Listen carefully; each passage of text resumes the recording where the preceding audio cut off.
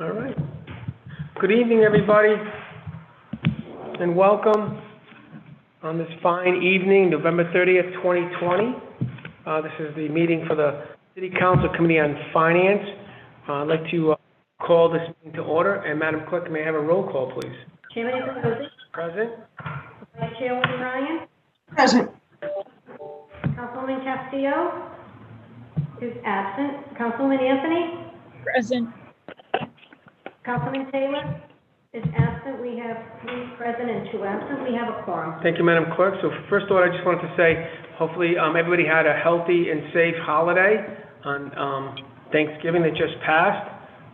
Doing some self-reflection and family reflection. Hopefully everybody's had a good time, the best they could.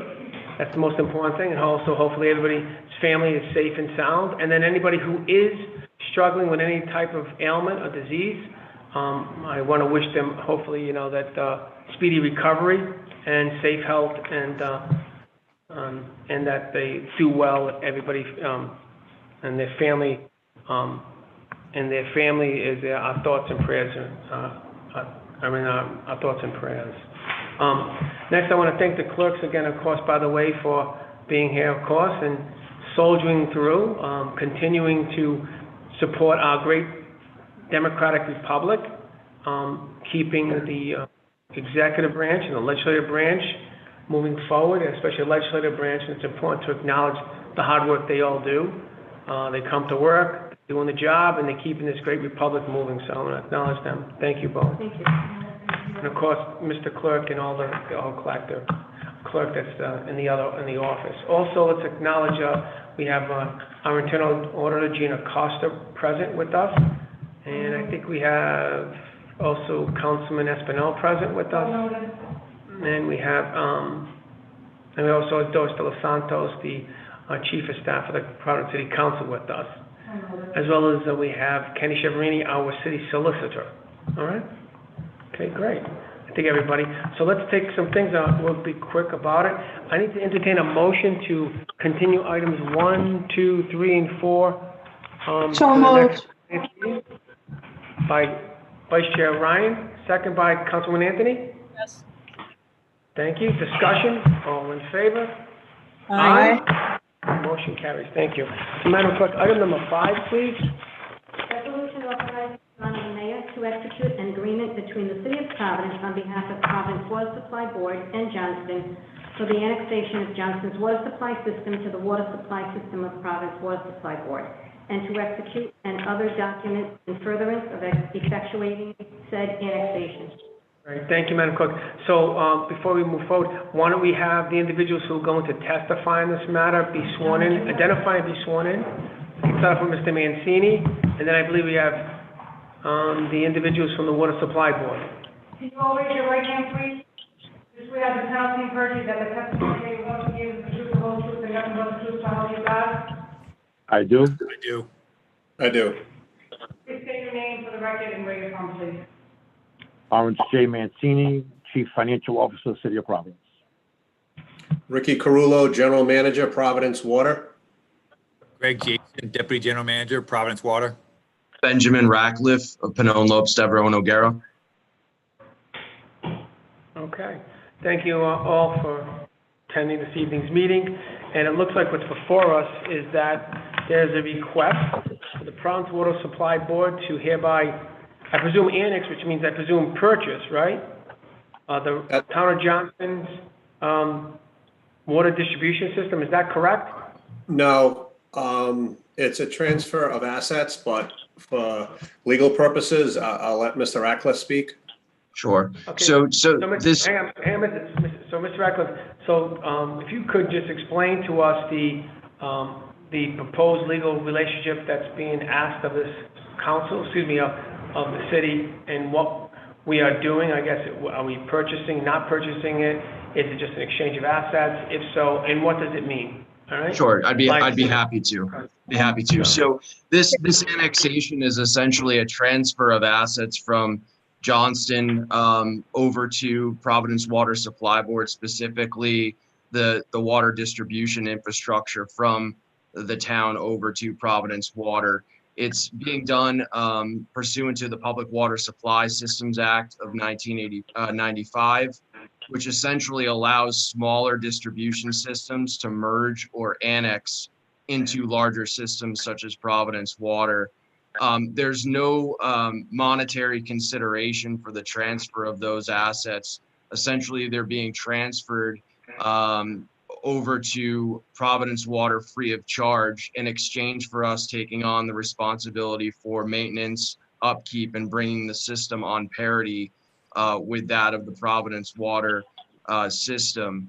In conjunction with that, the act allows, as here, Providence Water to charge Johnston Town customers an annexation fee to cover the costs of the upgrades necessary to the system to bring it on parity with Providence Water. And those charges will continue until all of the capital costs associated with that have been paid off. So just, you seem to talk about a couple of legal relationships here. First, when you say assets, what exactly is a list of assets that will be transferred from Johnston to the city, to the Providence Water Supply Board? What's that list? Sure. So attached to the annexation agreement, if you bear with me 1 second here, is a list of some of the assets. It's intended to be comprehensive, but it includes, among other things, the facilities, pumping stations, pipes, mains, valves, connections, conduits, equipment, hydrants, meters, and miscellaneous devices that are associated with the Johnston system. It also includes 2 parcels of real estate that are being transferred over to Providence Water in conjunction with this.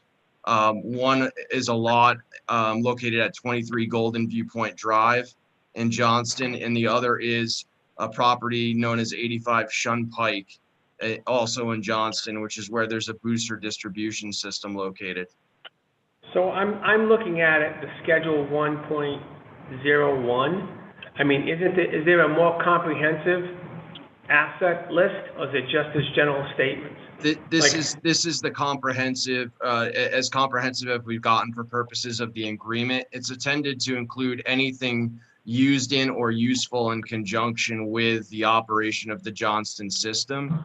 And those are just the general assets that would come along with this transfer. So that description would be attached to a bill of sale or an assignment at the time that we close the transaction, with a general statement to the effect of, there's a statement in section 1.01 that defines what we call the annexed assets. No, I know. So my question was there an audit of those assets? Did we do an audit? Here's the question. Was there due diligence to figure out what you're acquiring? Was there an audit done? So many miles, so many feet of this pipe, so many trucks, so many what? I mean, where is that? I understand 1.01 for boiling down contractual purposes is a very general statement, but what are we acquiring? You know what I'm saying? Are we acquiring all easements too? I presume they have a bunch of easements and licenses and leases on people's property and roads. Like, where's all that? Does that exist? If it doesn't, why not? First, does it exist first?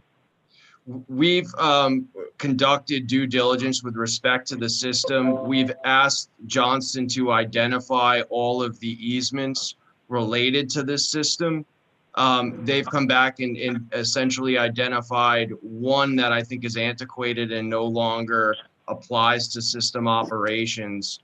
I think in large part the distribution, and probably Greg could speak better on this, is the distribution lines are contained within the roads themselves.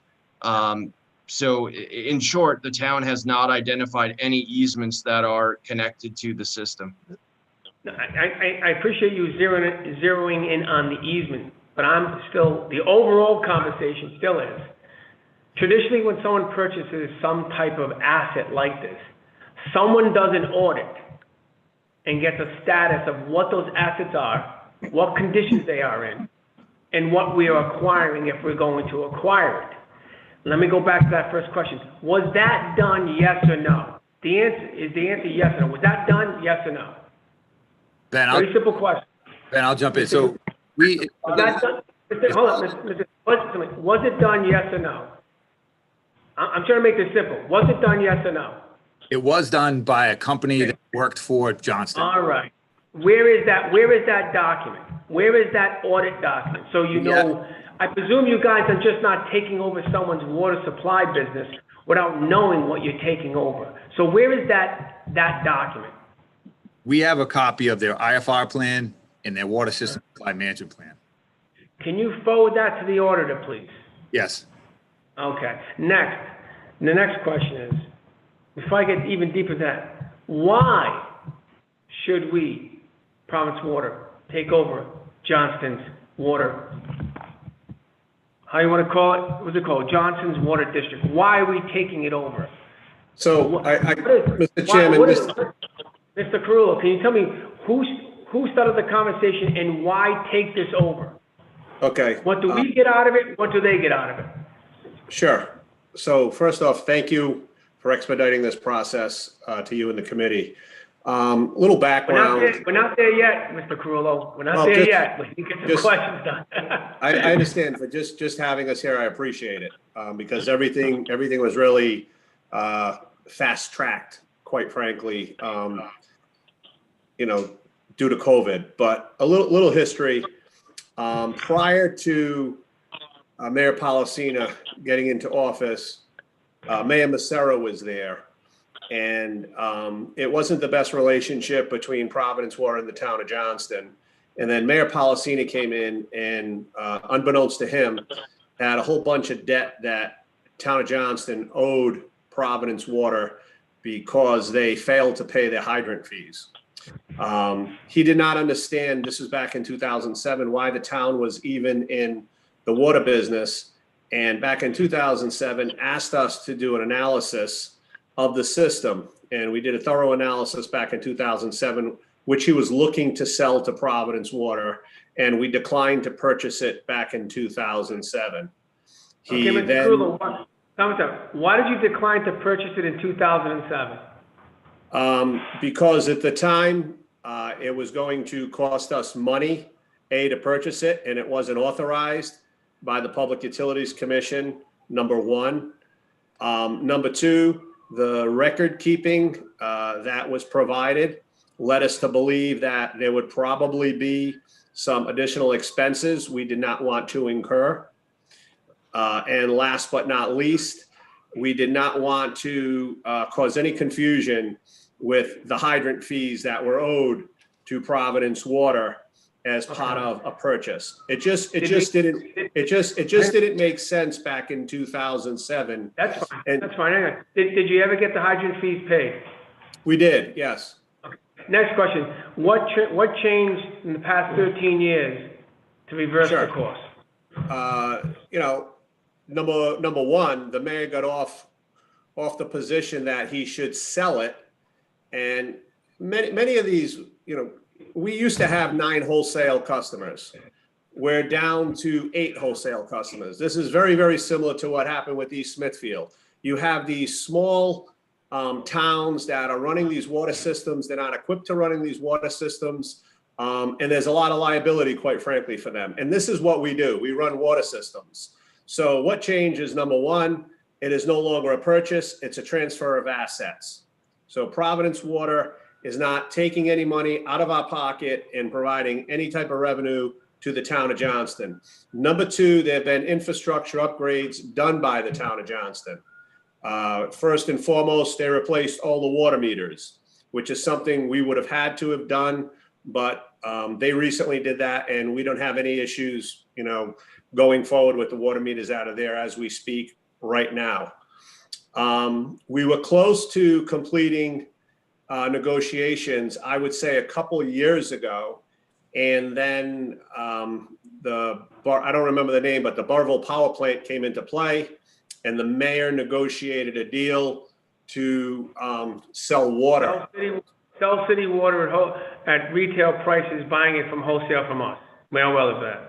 And correct. okay. And so those So those negotiations fell through. And then once they fell through, they resumed again. And when they resumed in 2019.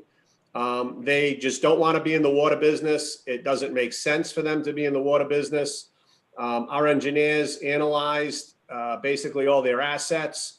What's good for us is the fact that they will go from a wholesale customer, and the 1,700 or so accounts that they have will now be retail customers. So as a wholesale customer, Providence Water would generate about $500,000 in revenue.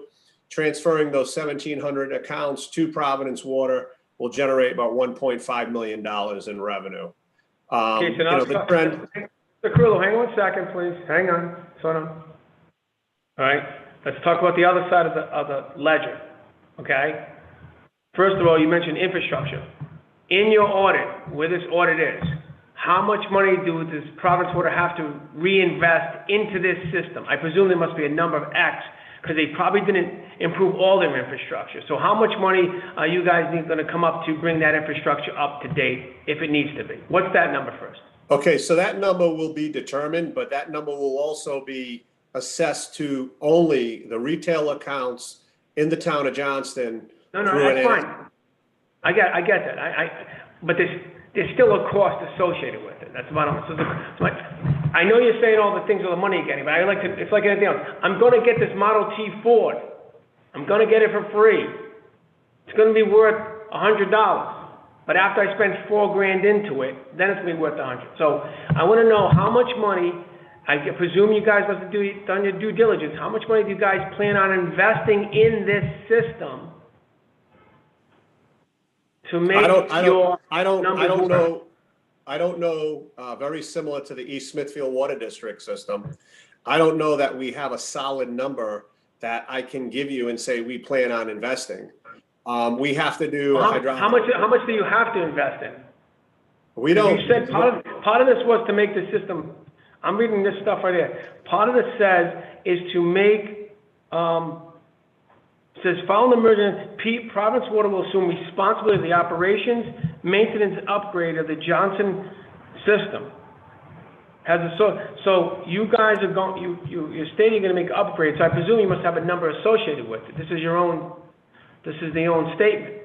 So what's that number associated with? So great. So I don't have a firm number, Mr. Chairman. I can tell you we have a to-do list. I'd ask Greg Jason to chime in at this point of some items that we would be taking, replacing immediately or taking a look at. One would necessarily be the storage tank. The system right now is currently being managed by a third party, and it's just being maintained. So it's not as though we're taking over an antiquated system and there is something that we find to be an extreme emergency. Hey, this needs to be replaced. That would be in our system. We have pipes in our system that I would say to you, hey, we need to replace this pipe or we need to repair this pipe ASAP. The Johnston system is not something where you're going to find wooden mains in the town of Johnston, quite frankly. So the annexation fee is set to cover any potential costs. Our engineers will look at any upgrades we need to make. I mean, going into this, I probably would have said, hey, we're going to replace the meters, but those meters are only 3 or 4 years old. Those will sit in the system for 15 years, maybe 20, until they crap out. Quite frankly, they can go longer, but we have a 15-year meter replachave program. So let me follow up. Let me follow up. Hang on. Let me follow up on another question. Have you got PUC approval already, or you need this to get PUC approval? So the PUC, we went through a rate filing. I'd say in June or July, we had our hearings, and they have figured that this transaction was going to take place, and they are allowing us to move them over to retail rates. So I would not say we necessarily need PUC approval, but they have vetted the process. So let me ask this question. These 1,700 Johnston retail customers have been purchasing their water at wholesale prices? Is that right? No. Okay. No. Okay. So I know, it gets confusing. So we sell Well, water. maybe, exactly, I was gonna ask you, does Johnston actually produce its own water? Does it have a No. reservoir, or does it get all its water from us directly? Right. So the majority of our wholesalers get their water directly from us from the Situate Reservoir. So the water from the Situate Reservoir gets to about 60% of the state. So Johnston does not have a source. We are their source. So we sell water to the town of Johnston or the Johnston Water District at a wholesale rate. The town in turn has an enterprise fund, and they sell water to a retail rate, although they are not regulated by the Public Utilities Commission, to their retail customers. And then the town collects that money, and it's supposed to go into an enterprise fund back into the system. So the town, Johnston Water District, buys it from Providence Water, as do 7 other communities, 7 other wholesale communities. For example, the town of Smithfield had 3 different water utilities in the town of Smithfield. They have Smithfield, Greenville, and they had East Smithfield Water District, but we took over East Smithfield Water District. So they sell it to they upcharge the water and sell it to their customers, but the town the town hired a management company to do this for them. So the name of the company is La Framboise, and they've been managing, they manage several water utilities throughout the state and into Connecticut. So they actually manage the system, they do the reading. There are no employees that actually work for the Johnston Water District. Perfect. So my follow-up question, you touched upon it, but at the end of the day, do you still need to, so we don't need PUC approval at all if this happens? I don't believe so. I don't know, is that correct? No, we don't require PUC approval for this. And they're not required to look at the annexation fees or anything like that in relation to a rate filings either. So the 1,700 customers don't have any access to discussion, disclosure, any public conversation about this is happening at all? This is just this can be done without PUC or public hearing. Is that what you're saying? That's correct. This is outside the purview of the Water Resource Board, as well as the PUC at this point.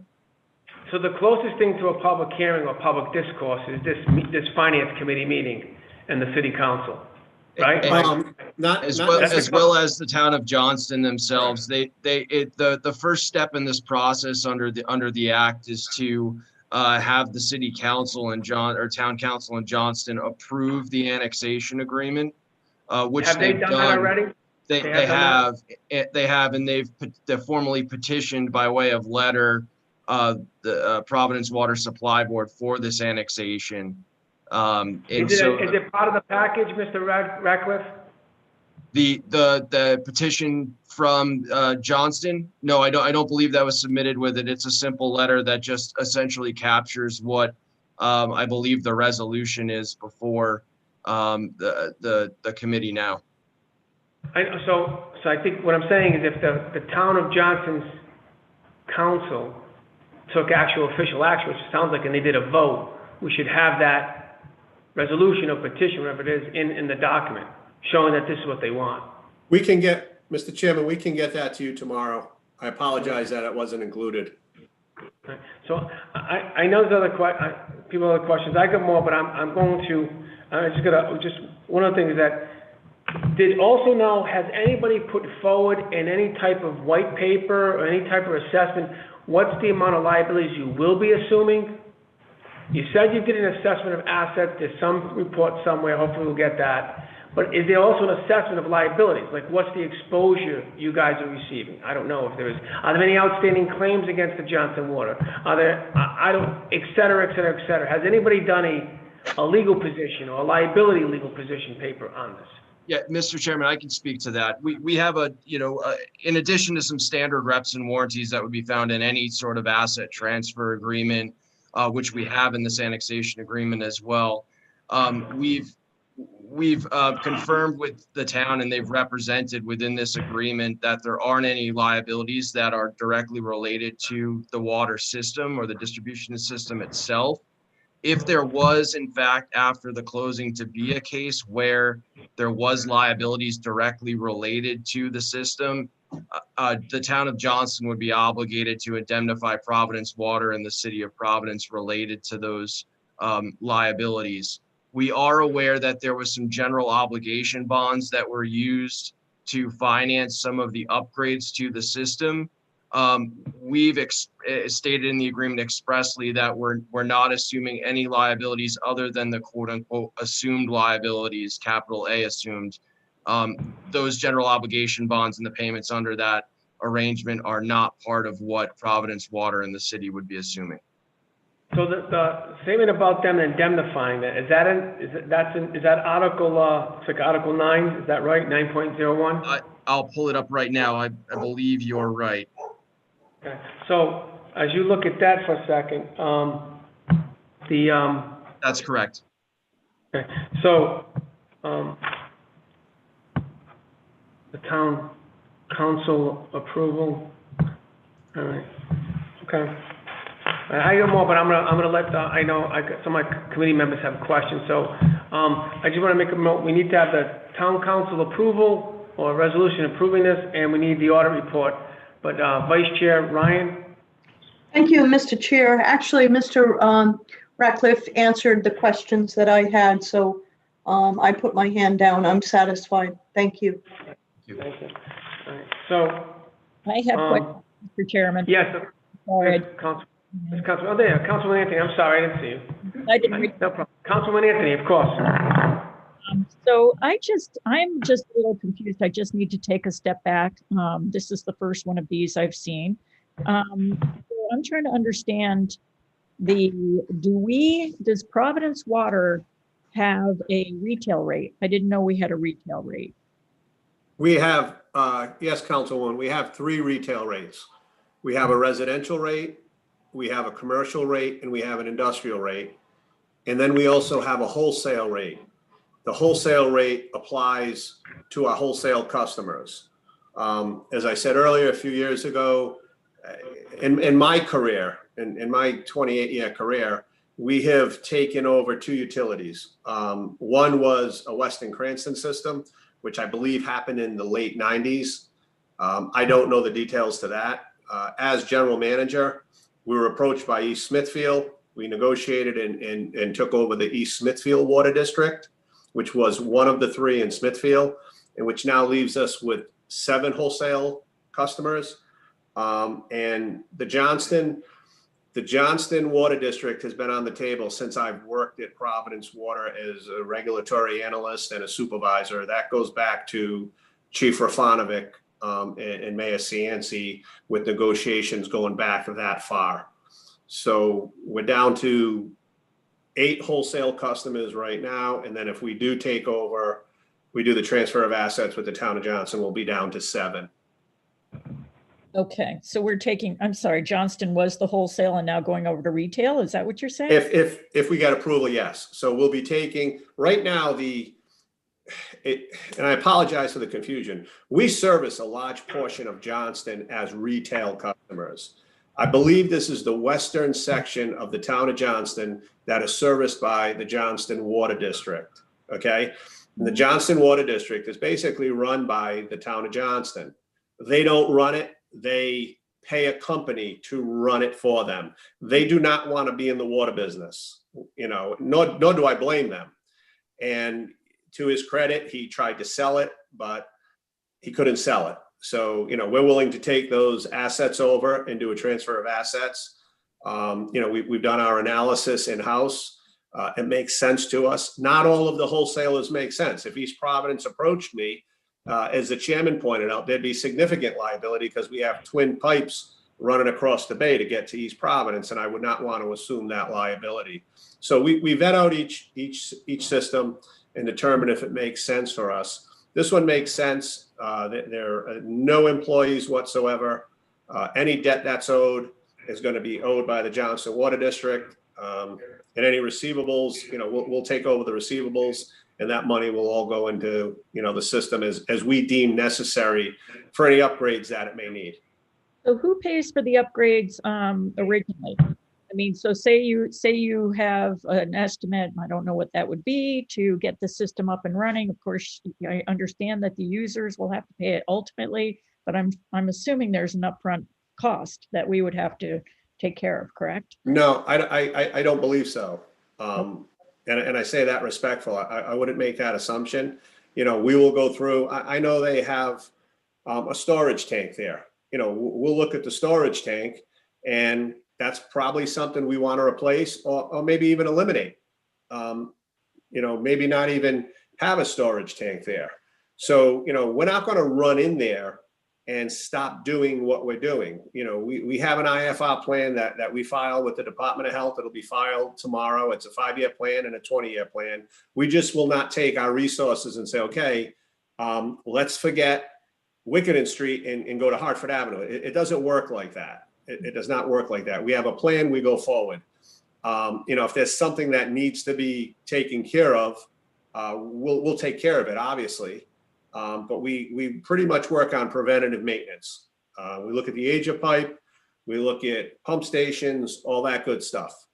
So right now, I'm not aware of any liability that's going to cost us money out of our pocket. Now, there could be a main break tomorrow. I mean, when the weather goes cold and then gets warm, we have main breaks throughout our system. You know, those will be handled on an as-to-need basis, you know, in an emergency situation. Ordinarily, I don't even know that we would be charging them an annexation fee, except that I think the state law requires it. So if these retail customers come over to Providence, their rate would be higher than any other retail rate that we currently have in our system due to the annexation fee, I believe. Okay. Can I just ask you another question in general? The retail Sure. rate we charge, how do they compare with the rates that our wholesale customers are charging to their residents? I'd have to look at it. We have that information. If you'd have a little bit of patience with me, I could possibly get that to you tomorrow. And I can show you where we stand amongst regulated utilities and as well as amongst unregulated utilities. I believe we're close to possibly the lowest rate in the state with regards to regulated water utilities. And Councilwoman, my recollection from the East Smithfield merger and annexation as well was even following the merger and annexation of that system, those customers, those East Smithfield customers that moved over to Providence Water Retail, even with the annexation fee that was tacked on to that, were paying less than they were as East Smithfield customers directly. I appreciate that. I'm looking to, I would very much like to know a little more. Thank you so much for that information. I'm of course interested to make sure that we were being compensated for our water. and Well, it's my angle, sorry to say. Councilwoman, when you say be compensated for our water, Yeah. again, that's a regulatory process that takes place with the Public Utilities Commission. And to tell you something new that is happening right now, it's the first time, I believe, in the history of Providence Water where we have different wholesale rates. Wholesale rates used to be a uniform rate.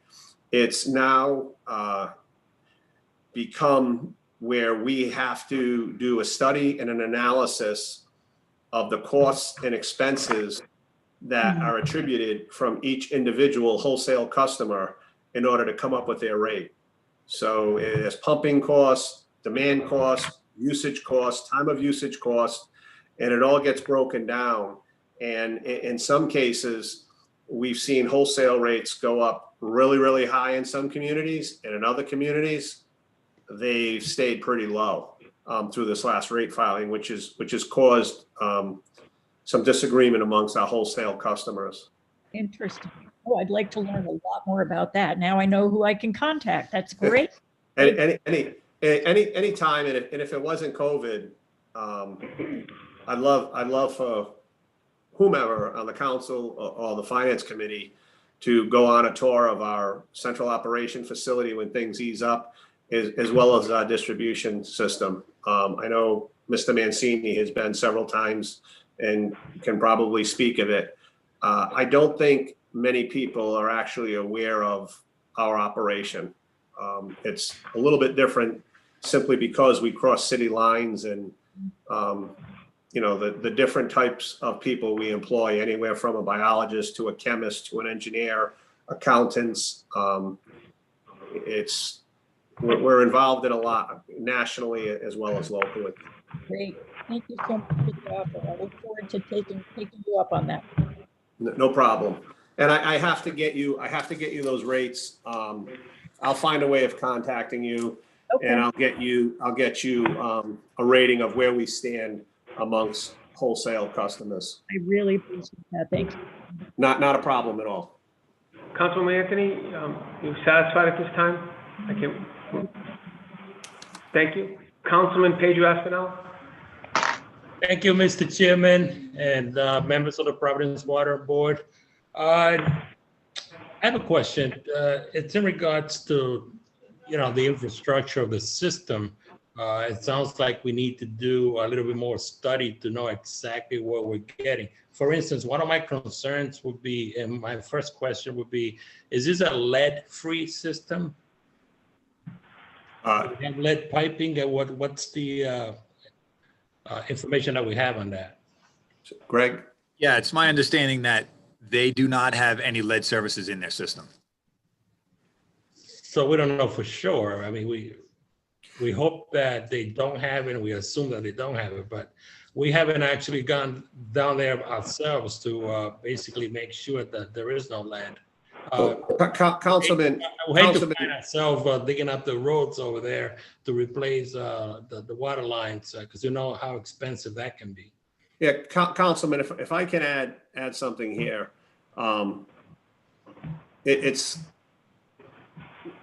we do testing throughout our whole distribution system. With regards to the lead and copper rule, we do compliant testing as well as individual customer testing. Many of the issues that we foresee with homes that have lead plumbing that fall outside of the action limit, and the majority of those are typically older homes, and some of the oldest homes are built in the Maryville section of North Providence, obviously some of the city of Providence, and then the Edgewood section of Cranston. We don't have any issues that we've come across with regards to the town of Johnston, number one. When you say a lead-free system, they would have to identify if they had lead services for us. And, there's no way of telling if someone has a lead service unless you're going to, dig up the road. So, the system is based on the records that they have, and we go there. I can tell you this. I'm more comfortable moving forward, taking over a transfer of assets in the town of Johnston than I was with East Smithfield. I just think there's more known with the town of Johnston, and we have done that study internally. I think there's this belief that we're buying the system, which we're not, or someone's handing us over a system that's a lemon, and there's going to be all sorts of problems. The water industry is specifically in Rhode Island and New England, it's a pretty tight community.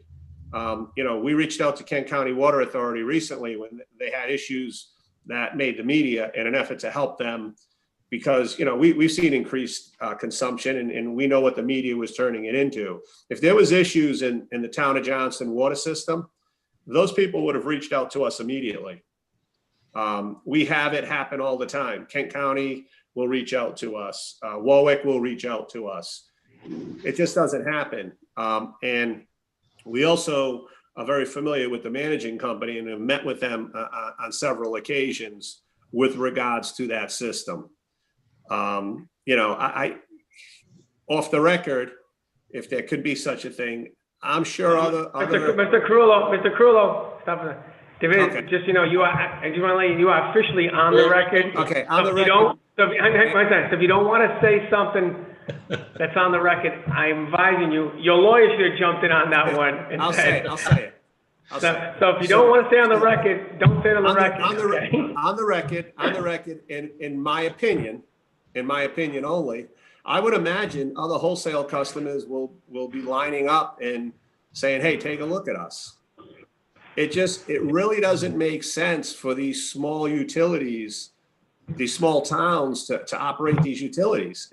This is what we do every single solitary day. We have 1,000 miles of main. We have 75,000 retail customers.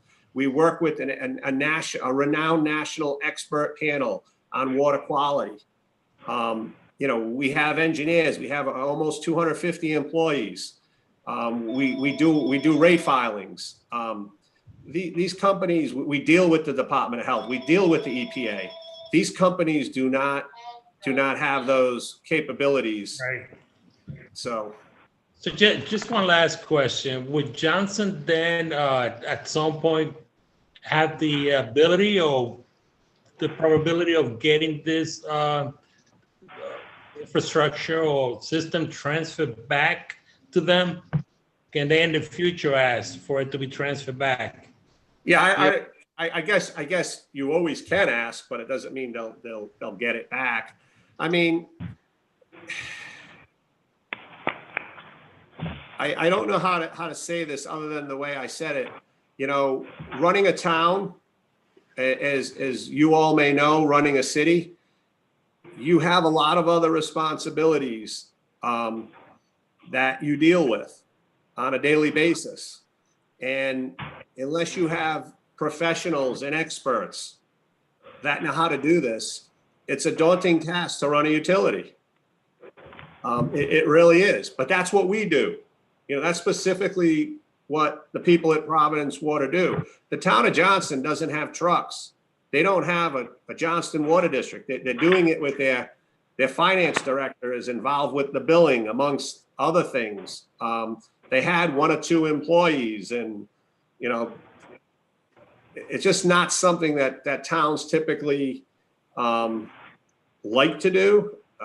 Smithfield is a little bit different. Their town council operates and they're comfortable doing it, but it just didn't work for Johnston. It didn't work for East Smithfield. It didn't work for Weston Cranston.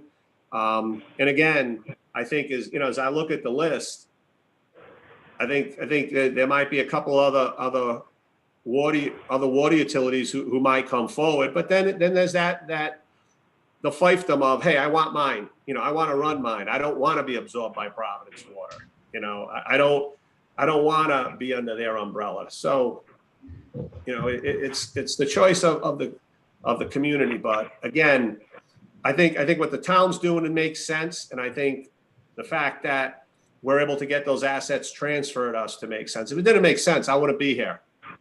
So I definitely wouldn't be here, and I wouldn't waste anyone's time.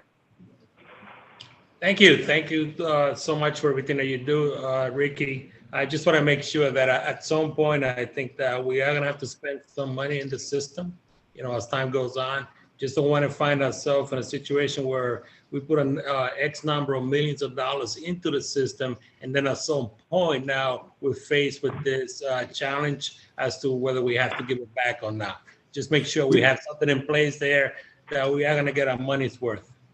Yeah, I get you 100% and understand it. And like I said, we're always putting money into our system. I believe since possibly 1996, we put $500 million with the B into our system.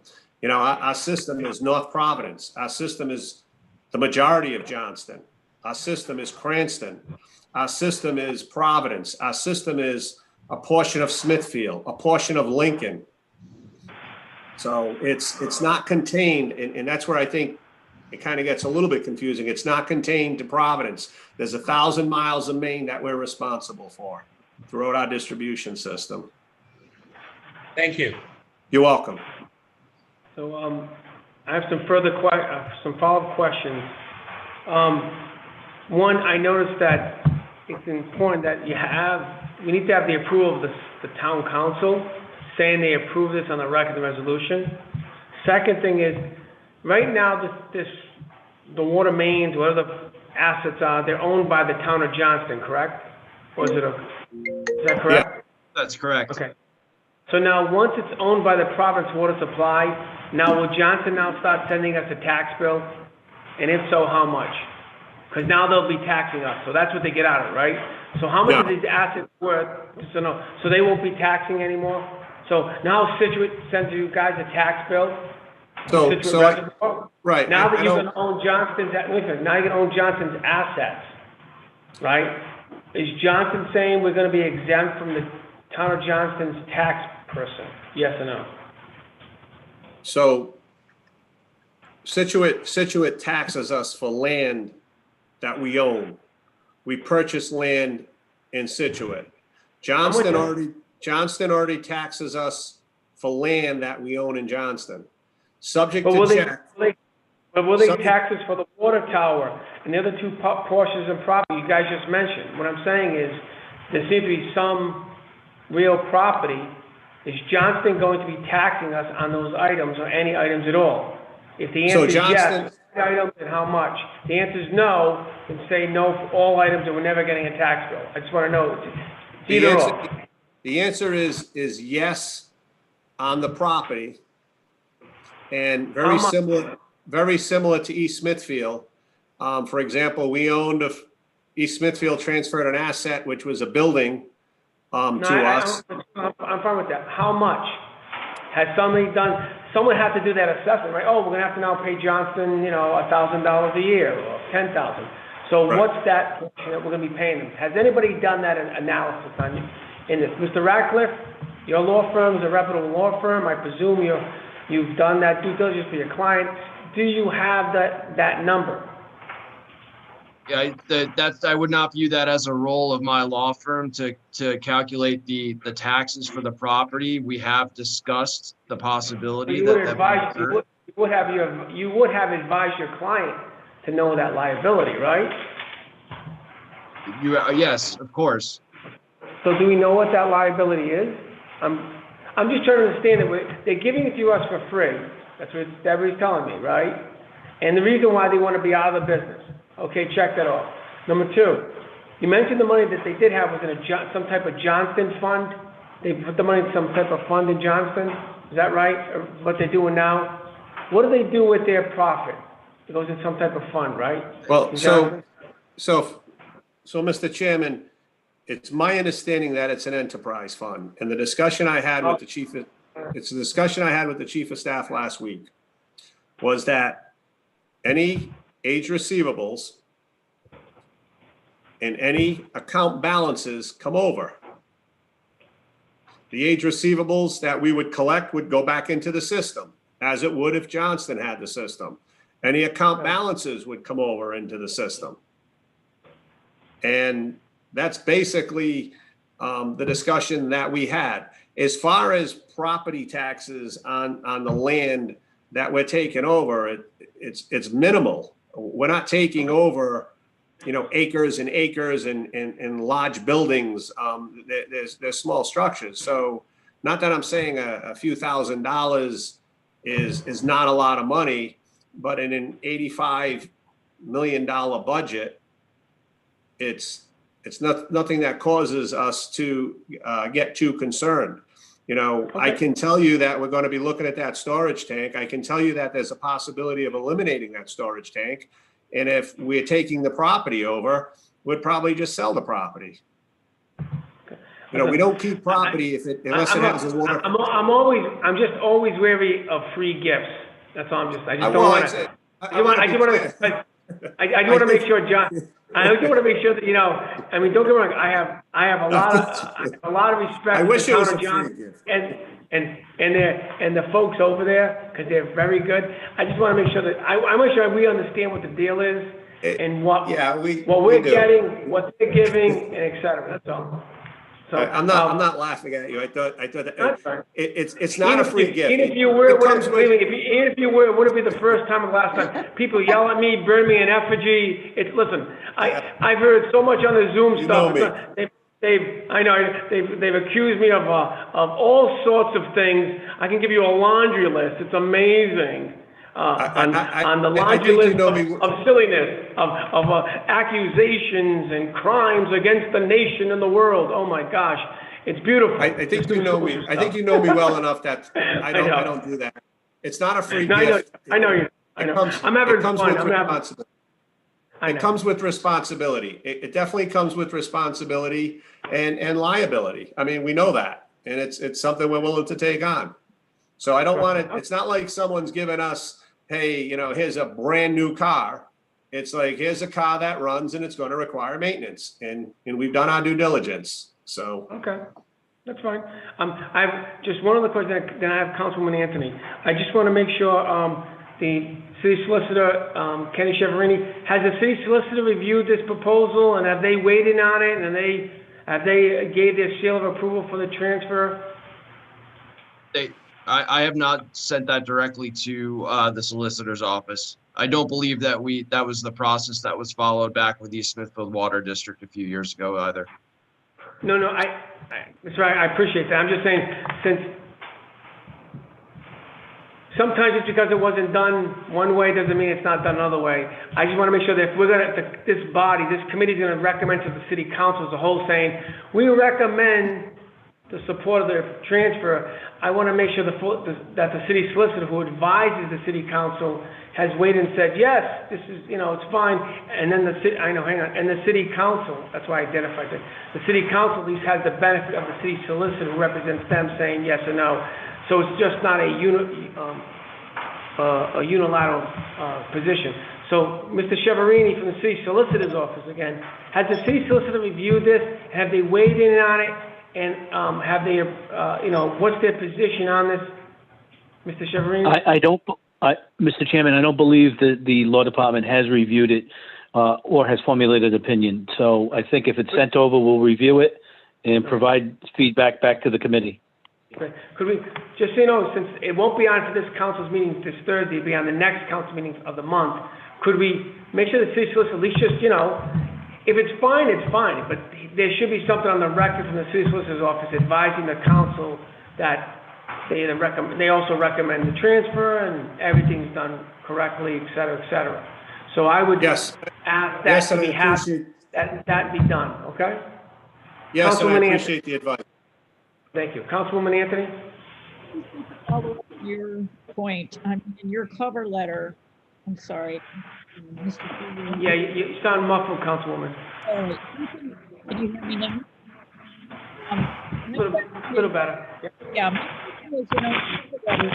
The acquisition of JWD will generate approximately $1 million of additional annual revenue, but if there are costs, I guess I'd like to know what the net is. I mean, if we do have taxes we're going to pay, if there's anything else that I think we really need to go in with our eyes wide open. I understand we're the best at running our water supply board, but I just don't think we can afford not to know what we're doing in terms of, what is the bottom line in terms of what are we going to be receiving for this? I am quite upset. We sell our water, we have to sell our water at wholesale, and then people charge retail rates. And I understand these people will be charged our retail rate, but I just want to know how much money minus, whatever cost we're expecting. I think we can give you a short-term cost, maybe, like what we anticipate in year one, followed by a projection in year 5. I don't think that's out of the question. I think, again, it's going to be a maintenance. We're going to be performing maintenance on the system as we do throughout our distribution system. And I do not foresee any upfront major costs. If they came to me and the pump stations were 40 years old, I'd have a cost for a pump station for you. If they came to me and the meters were 25 years old and we weren't getting the reading system with it, we're basically getting a brand new reading system. We're basically getting brand new meters. It's not the reading system we use. There's obviously overhead costs. We're going to have to read the meters. Right now, probably the projected cost would be leaving the current management group in place for the time being. Greg, do you know that cost off the top of your head dealing with? I believe it's about 15 grand a year. So there's a company that's operating. So gentlemen, why don't we do this? So instead of like hunting and pecking, right? Since this won't go before the full council for another 2 weeks or so, we can do this. Clearly, there's some outstanding questions, and my think is we could resolve this. We're having another finance committee on Wednesday. We can continue this item till this Wednesday, in which you folks can make sure the audit report is given to the city solicitor and the internal auditor. The solicitor reviews it and gives us a recommendation, which would be great on the record. The Johnston Town Council approval, and of course, a gross net financial sheet that Councilman Anthony's talking about, so we can just wrap it all up on Wednesday, and then if the committee's comfortable, then the committee can make the appropriate recommendation. Then it goes to the city council 2 weeks from now, Madam Clerk? Like 2 weeks. That's fine. But they're probably gonna have another, right? It won't make it for this, bottom line, it's not gonna make it, it will not make it for this Thursday's council meeting, so that's impossible. So my take is, I think there's all valid questions we all have. I think you have valid answers and strong argument why. All I'm saying is I think we could just tighten this up. This way, if council members have any questions on the floor, we actually have these items as best we can, so because freshman council members don't even know we have a water supply. They don't even, there's people that don't know what you guys do. You hit the nail on the head, okay? I've been in a long time, and I still don't know everything the water supply board does. So I think if the committee indulges me, and of course you gentlemen, we can continue to Wednesday, get the questions answered, and I think we'll be good. If there's any follow-up questions, that ask the committee members to give it to the internal auditor, who then can give it to Mr. Carullo and Company, and maybe get them all answered on Wednesday. Does that make sense, committee members? Makes tremendous sense, Mr. Chairman. I agree with that. Make it easier? Yes. Mr. Carullo, and you guys can really have the answers to the questions, and we could just wrap it up hopefully on Wednesday. And we understand fully that you're taking this to another body, and they're gonna have questions, and you need to be equipped with those answers. So by no means do I find this to be challenging, and to be perfectly honest, I appreciate the advice. I'd rather be prepared and make sure this group is really comfortable going forward. And so we'll do that. Thank you. Thank you for the advice, and no problem at all. And please understand, it has nothing to do, we know Providence Water Supply Board does a great job. I believe you told me last time you get the second best water in the nation. As far as I'm concerned, you get the best water in the nation, all right? I mean, you guys do a great job. You guys are out there, you provide great water, we have a great system, and it sounds like you want to make it better. And I don't think anybody's looking not to inhibit that path moving forward of making the system better and having this great quality water to as many Rhode Islanders as possible. I don't think anybody's against that. I don't get that sense at all. My committee members or council members. We just want to make sure that if we're going to be asked to transfer, to receive such a transfer an asset, I just want to make sure they feel comfortable of what that transfer means, and that they're okay with it when they make that recommendation. And they vote on it, because they're going to be voting. Okay? I understand 100%, and I truly appreciate the advice. Sometimes we get caught up in a vacuum, and we walk the walk and talk the talk and expect everybody to understand it. So this is good for us to get out and understand your concerns, and we'll get you your answers. I thank everyone who's asked me questions, because it's helped me better understand, so thank you. Thank you. Madam Clerk? The resolution. Oh, yeah. With the audit report, and Councilman Anthony's asking for it to be sent to Sean. Oh, yeah. So the Madam Clerk said that all the items we just talked about need to send them to the city clerk, Sean Selleck. And you also want to send them to the internal auditor, okay? And Yes, Mr. Cheverini, city solicitor, we need you to obtain the legal position on this transfer. Kenny, can you hear me? Absolutely, Mr. Chair. All right, thank you. Does anybody have any other questions, comments, or concerns at this time? All right. I want to thank you, everybody, for participating. What we'll do now is we'll do a motion to continue item number 5 to the next finance meeting on Wednesday. So moved. Second. Made that motion by Vice Chair, second by Councilwoman Anthony. Discussion? Gentlemen, you know what items you have to make available before Wednesday? All in favor? Aye. All opposed? Motion carries. Well, let the record reflect it, by the way, that Councilman Goncalves is present and President Pro Tem Correa. I apologize for not getting him earlier. With that, hopefully everybody be safe, be well, and enjoy the Motion to evening. adjourn. Motion adjourned by Vice Chair, second by Councilman Anthony. Discussion. All in favor?